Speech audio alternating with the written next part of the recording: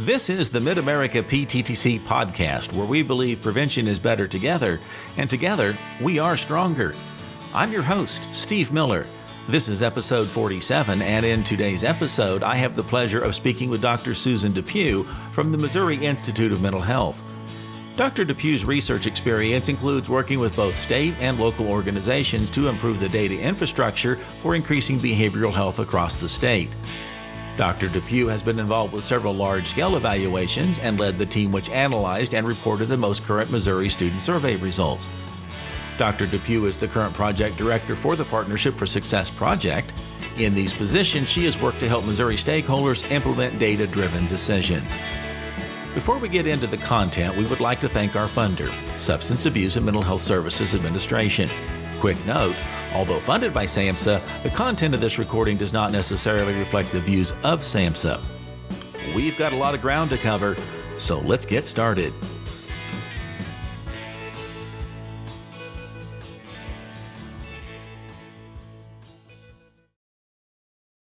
So welcome to the podcast, Dr. Susan Depue. I'm so excited to have you here today. We were talking before we got here. You've not done one of these, and I've not done one of these. Our longtime listeners will know that Dave Clausen, our previous project director, has moved on to a consulting firm of his own. He interviewed me in the last episode, but this is the first time that I've had the opportunity to push record and cover some ground with the podcast. And I'm really excited that I get a chance to talk to Susan about the work that she's doing. I've known Susan since, I started prevention in Missouri in 2009. So I've known you since then, and you'll tell us a little bit more about how long you've been doing this once we get started, because that's where we kind of like to begin.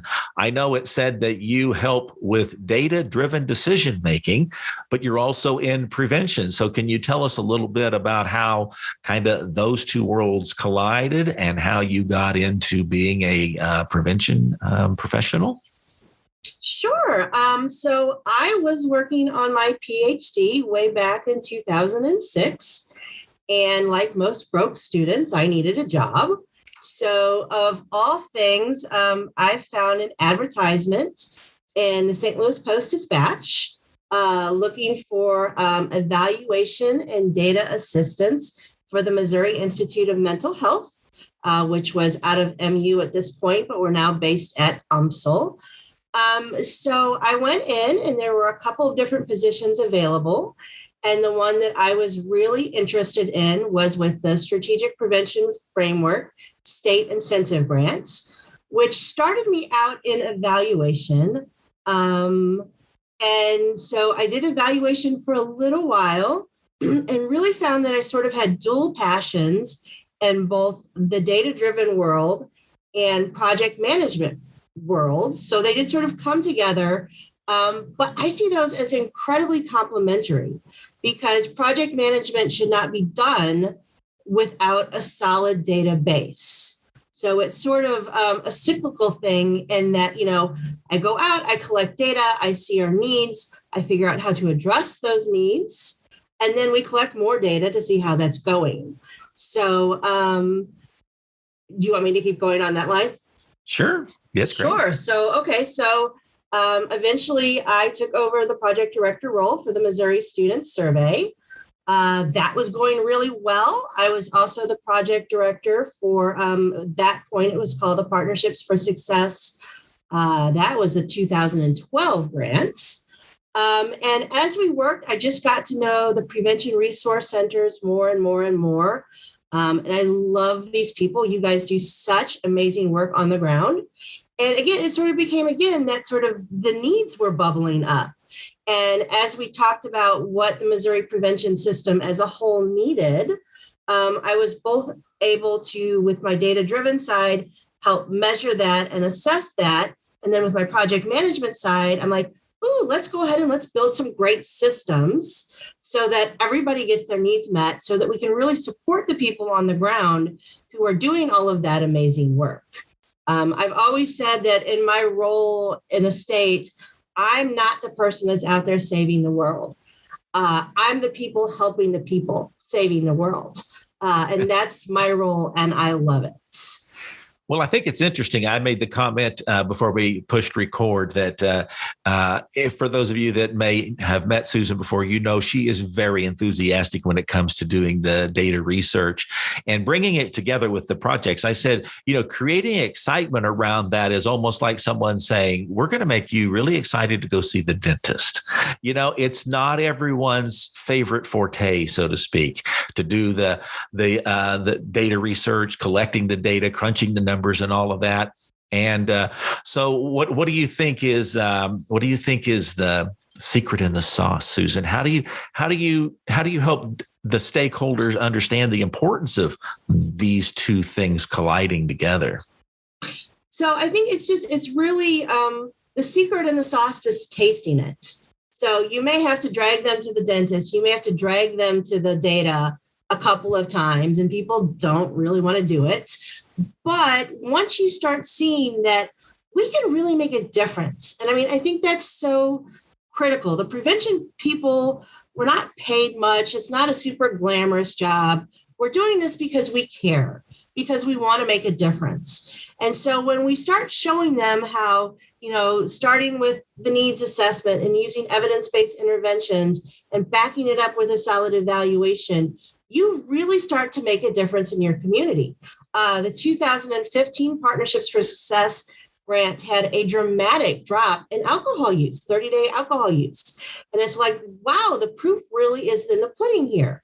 When we work the SPFs correctly, the Strategic Prevention Framework correctly, we can do amazing work. And that's what gets people excited. And then I try to pair that with making the data as easy as possible. I will do all of the collection. I will do all of the crunching. I will give you the numbers in a way that is very easy to understand and digest. And that way we can sort of pair together, because the folks out in the community, to me, that's the hard work. Give me the data, give me the spreadsheets. I'll talk about that all day. Don't put me in a coalition meeting and ask me to speak. So I think that's just an amazing partnership. I find these people that want to get out there and want to do the great work, and all I have to do is spreadsheets. Please, I would love to do that. Well, I think it's great. You do. Again, it's about how you make it seem accessible, and I know that you have assistants. Ravneet assists you with that. And together it makes it seem like the numbers aren't so scary. What I'd like for you to talk a little bit about, you've mentioned SPF, or Strategic Prevention Framework. And you talked to me a little bit about being at the front end of that in the state of Missouri when this whole notion of the SPF model was being rolled out with the SPF SIG grant. And then here we are, almost 20 years later, where we've gone through that grant and then 2 rounds in the second round of the Partnership for Success. But can you talk a little bit about that whole evolution of this SPF model and how that's kind of played across the state of Missouri? Yeah, so it's when I was first introduced to the Strategic Prevention Framework, those two things in the middle, the cultural competency and sustainability, they weren't even there yet. It was just the 5 steps of the SPF. And then again, it started talking about the circular nature of prevention, where we work through the needs assessment, the capacity building, planning, implementation, and evaluation. And it's sort of the things that we were always doing. But to lay out that framework, we did test, I believe there was 24 states in the first cohort of the Strategic Prevention Framework State Incentive Grant. I could be wrong on that number, but it's something like that. And so we just sort of pilot tested it. And things like, oh, yes, we need to be talking about cultural competency and sustainability, and how does that fit in? That sort of bled through all of that. And then you said we're in the second round of partnerships, but that's not actually true, because we finished SPF SIG in 2010. And then there was just a 2-year grant where we continued data collection and analysis efforts, because one of the things that came out of the original grant was we're telling people to go out and do needs assessments and things like that. And hey, folks, there's no data on the ground. So how do we get data on the ground so that when we tell people to make data-based decisions, there's some actual data there that they can use? So we had a 2-year bridge grant just to collect data. And then there was the Partnerships for Success 2012 grants, Please don't make me try to remember back that far. There was the 2015 grant where we looked at underage drinking and prescription drug misuse. And as I mentioned earlier, we had some great evaluation data out of that. And then this current one, we're looking at sort of a combination of, so it's a lot of capacity building. We're doing some workforce development.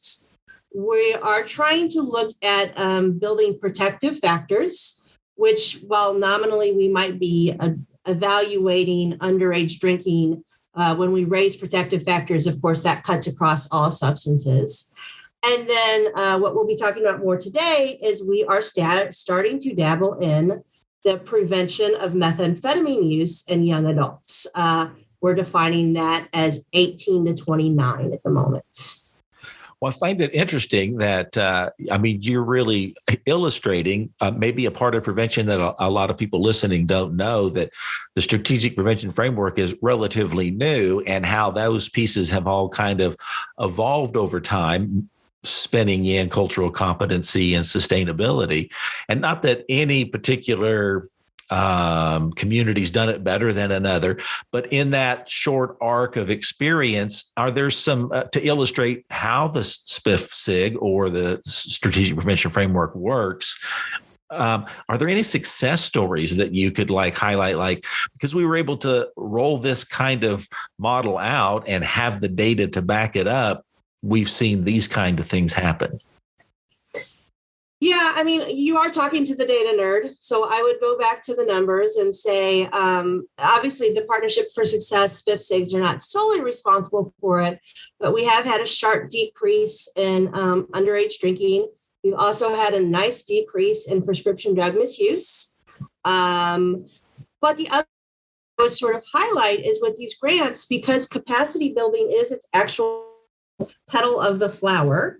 And we have worked in some communities that are low capacity to start with. But as we infuse the resources, because the Partnership for Success does have some decent money behind it. So as we infuse the resources, we build capacity, not just awareness in the community, but we're increasing the number of coalitions. We were, for a while there, increasing the number of communities who were enrolled in the quote unquote local prescription drug monitoring program, because, it is tapping into that base of people that really care about wanting to make a difference in their community, giving them the resources and, the SPF itself. The SPF is a tool where it says, okay, I want to make a difference. How do I do that? And I can give them these nice step-by-step instructions. This is how you do it. And I think that, that's something that, I was coming in on the ground as we started to roll this out, was a relatively novel idea back in 2006, that we have this layout. And I would argue that's one of the biggest things of SPF, is just starting to infuse this framework throughout all of the work we do, to the point that some of the people listening may not know a time pre-SPF, where we were not talking about data-driven decision-making and evidence-based implementations and cultural competency. We are really infusing that into the community, and that's making all of the difference. Yeah, it's really interesting. Just to hear you kind of talk about it across this short period of time, not only has it been a new model, but you're really illustrating the importance of the data, which is the person that you are. But through all of that, when you start introducing things like the cultural competency and sustainability, even though they don't specifically say that that's part of the capacity building, that's really where we've come almost 20 years later in the state of Missouri, it sounds like, because of this model and because of bringing all these components together. Because like you've already said, you're not going to be the boots on the ground, but you want to help the boots on the ground be able to make a difference. And the best way to do that is to be able to measure your success, know where you're starting and where you're ending. Yes, because once you can start measuring your success, you start getting people invested, and investment means money, and money means sustainability. And That's how we continue to make the difference for the next generation. Yeah. Well, so talking about that success, I know we've already kind of touched on that. We're in a new round of a Partnership for Success grant in the state of Missouri. And a part of that you've mentioned was workforce development, but kind of embedded in it is something unique in two ways. One, it is looking at meth use reduction. It's a different age demographic, and it's also kind of a new, or I won't say novel, but it's a new model because Missouri is really kind of the pioneer in looking at how do you reduce meth use.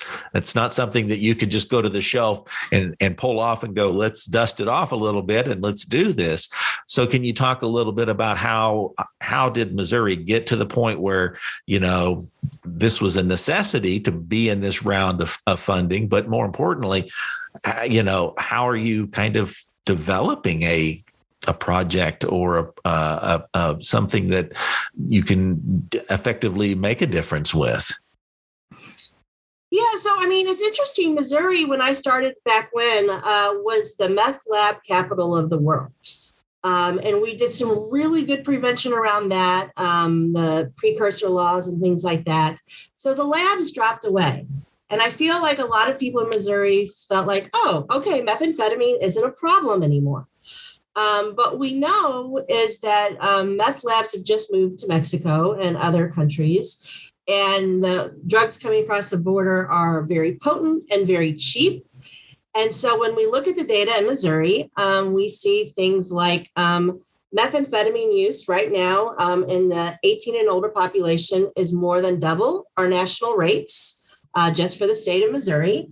When we look at Missouri treatment, methamphetamine emissions in Missouri are almost equal to alcohol, which is wild. Alcohol is predominant drug across the entire world, across our entire history. And yet all of a sudden, methamphetamine, all of a sudden, quote unquote, has popped up again. And it's this massive beast roaring back to life. And we want to try to get on top of that. Meth destroys lives. And we want to be able to prevent people from ever going down that path in the first place.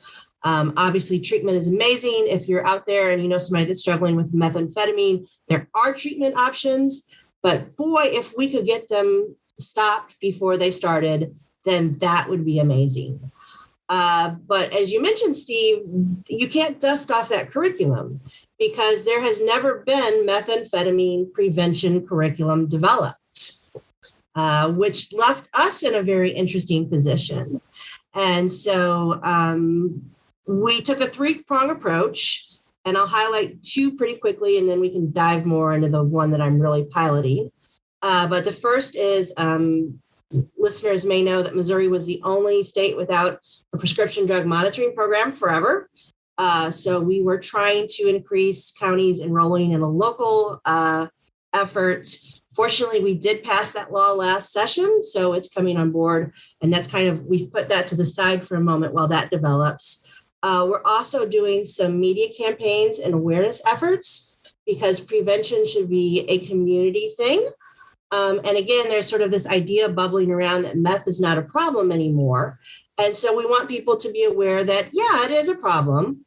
And you don't really want to just dabble in that because it's not a big deal. And we've got some amazing young people that are living in Missouri. They grew up in Missouri. Their lives have been impacted by methamphetamine use, and they are central to our media campaign. So that's amazing because we have real, authentic voices talking about real, authentic stories. When we focus grouped the media campaign, that's what we heard over and over again from young people is they want authentic stories from authentic people. Too many young people have been exposed to scare tactics and things like that. So we really wanted to avoid that. But the third prong that I guess that we're really going to focus in on today is our socialization efforts. And it's really cool. I love Nora Volkal is one of the directors at NIDA. And I love watching her speak because she's another person that's very passionate about research and data and things like that. And the last couple of times I saw her speak, she kept talking about this experiment. And, I'm blanking on the names, but listeners can email me and I'll tell you who it is. There was an experiment way back in the 60s where we knew that, if mice were given or rats were given access to a drug where they would like push a little lever and they would get a hit of drugs, these little rats would push the lever basically until they died of exhaustion. Drugs are very, very stimulating, and our animal brains want that. But this more recent study gave them an opportunity where they could either press a lever to get access to a drug, or they could press a lever to give socialization activities with another rat for like 15 minutes. And it sort of blew everybody out of the waters because these animals were choosing to socialize rather than to take drugs. And this was all sort of pre-COVID, bubbling into when COVID started. And I think we all really learned how important socialization was when we wound up locked in our houses, unable to go out for, a year. So that's one of the things that we're piloting in Missouri right now is this idea that bringing young adults in, having them connected to their community, having them connected with other individuals in a healthy setting, it's just a huge protective factor. And that's borne out by other research, and we're starting to pilot test that here in Missouri. So that's interesting because I've been privy to some of this project as it's unrolled or rolled out. Do you know anything? I mean, are you too early in this process to say we can say it's successful in any way, or are you still in the unpacking process? I mean, we hear stories from individuals who talk about the fact that they might actually be in recovery. And so they find these efforts very helpful. They're bringing friends in and that have not used yet. And the friends are saying it's very helpful. But, of course, being a data nerd, I want to do a full evaluation. And yes, it is a little too early for that, especially because we are talking mostly about rural Missouri. And if there's a strong sense of independence and government freedom out there, and if they government-sponsored program and we say, hi, please tell us all about your drug use, they're just going to turn around and walk right back out. So we are in sort of the trust building at this point. The idea is that we'll move into focus groups next and talk with people, in small group settings, one-on-one, and then really build a quantitative data collection effort from there. So I think it's interesting because you've kind of touched on this uniquely to Missouri in that there's a higher treatment need in Missouri or equivalent for methamphetamine with persons that use alcohol. But I think that on a broader scale, nationally, there's talk of there being a stimulant epidemic of sorts. Is that something you're looking at in Missouri? Methamphetamine's the stimulant here, but beyond that, you talked about the prescription and need for a PDMP. Is there a look into other stimulants besides meth as a part of this, and that broader term stimulant? There is more of a stimulant epidemic going on nationally. And so I think that's good because we're starting to have conversations at the national level and between states to try to get a handle on this. I really don't know. Obviously, there is a prescription drug misuse issue in colleges around stimulants. And I would really want to dig into the data more to see how many of those students that, maybe were using Adderall or whatever, misusing Adderall in college, then shifts on to these harder drugs, because we know that, opioids can take that pathway. I have not been able to find any research that shows that stimulants take that pathway, but it does sort of make an intuitive sense. Mm-hmm. So one of the things that we have struggled with over and over again with addressing methamphetamine is there's just so little data out there. So I would love to know more. It's on my list of to do. Ask me again in 2 years. Okay. We'll have you back in 2 years. I did want to ask you one more question about the methamphetamine focus. You mentioned that there's a a media campaign. So we'll tell the viewers, and we'll put that in the show notes where they can find a link to view some of those PSA pieces. The other thing is I think primarily the data bore out that this was a more pressing need, or it was more prevalent in more rural settings. And is that, am I reading that correctly? And any insights into how or why it's more rural, and how your campaign kind of focuses in on that? So there's really sort of two populations that I know of in this moment that are focusing on, that have an issue with methamphetamine use. And one is the rural Missourians. And I feel like that might be tied to sort of generational use. We were the methamphetamine lab capital of the world. So, maybe grandpa made it and dad used it. And so it's just sort of very easy for me to slide into it now as well. The other, which I know next to nothing about, but keeps being brought to my attention, and so I want to keep it on our radar, are gay African-American men. And I know so little about them, but I'm telling you, the next grant that I get, I really want to be able to try to look at that more, because I don't want to ignore their issues. Just proportionally, they are a smaller amount of the population. Obviously, we want to prevent methamphetamine use everywhere. And I just, it's not going to be the same thing as the rural Missourians, who are almost all Caucasian. And we will need to tailor our programming accordingly. So can you tell us a little bit about the campaign, kind of what the components of it are? And we don't have one to show per se, but kind of in the audience mind, elicit what that looks like. So I'm working with a company out of LA. I think I mentioned earlier, we really wanted to avoid fear tactics, scare tactics. So I was Googling like every methamphetamine campaign that had been done in the world. And I really only found one out of the LA Department of Health that had that sort of very positive and uplifting messaging. So they keep coming to Missouri because they don't know Missourians. So they want to get to know us as they develop our campaign. And we've developed, if any of the readers or listeners have seen these Black billboards with a white block text, it's hope, family, love, really promoting those positive things that are in our lives that, everyone can aspire to. Faith, I think one of our new ones has faith involved. So there's billboards, there's some social media stuff. We are recording this March 15th. The new social media stuff should be out in the next week or two. We're also developing some, we call them business cards, but they're really 5x7, so they're not going in anybody's wallets. But it has, those uplifting messages. And then on the back is some link to resources, so that if people are interested in prevention, they can be linked to our prevention resource centers to learn more. And if they need to know a little bit about treatment, there's some resources there as well. Fantastic. So I like this one last final question for you before we part ways is there something that you really feel like we didn't cover, or that, when you came in here, you're thinking this is something the audience ought to know about, fill in the blank? I mean, I would just circle back to what I was getting on my soapbox earlier, is that the SPF works.